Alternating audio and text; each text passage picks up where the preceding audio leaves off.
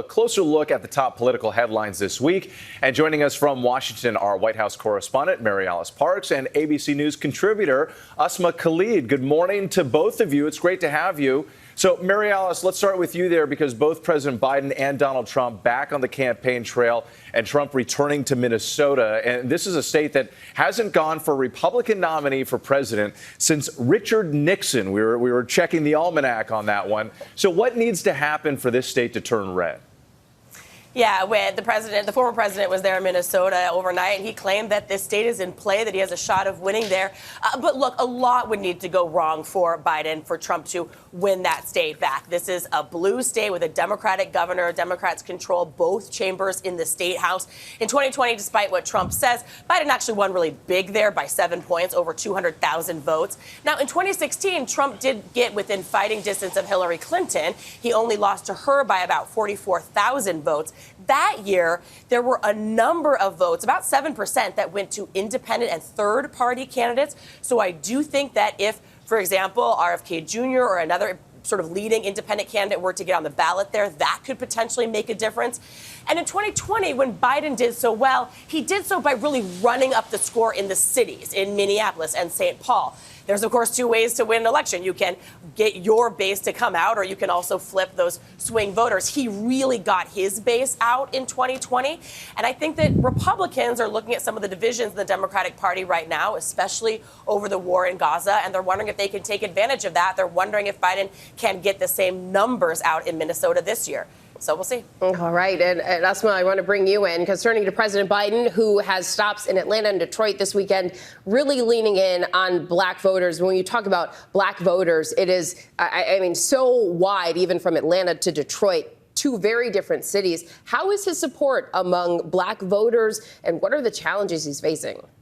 Yeah, I mean, the president certainly does seem to have some weaknesses that we see in the polls when we talk about black voters, particularly young black voters. And if you look at a state like Georgia, Biden won the state of Georgia in 2020 by the slimmest of slim margins. It was just around a little less than 12,000 votes. And what he did in that state was really stitch together a multiracial coalition. I was just in Georgia. I got back a little bit ago. And what I was doing was talking to organizers, black organizers, young youth organizers, and they tell me that they are worried, and they're not really worried that huge numbers of voters will decide to vote for Donald Trump this fall. What they're worried about is that some folks will stay home. And it's not, necessarily just about the war in Gaza, though that's certainly a hot button issue on college campuses. It's also about things like, many young voters told me that they are dissatisfied that the president has not put forth comprehensive changes and reforms around things like voting rights and criminal justice reform. And I would say the Biden campaign knows this is a big priority. It's why we're seeing the president at Morehouse and then speaking at this NAACP event in Michigan on Sunday. And Usma, also this week, we found out about two debates happening. One of them will be held right here on ABC. Who has more to prove here?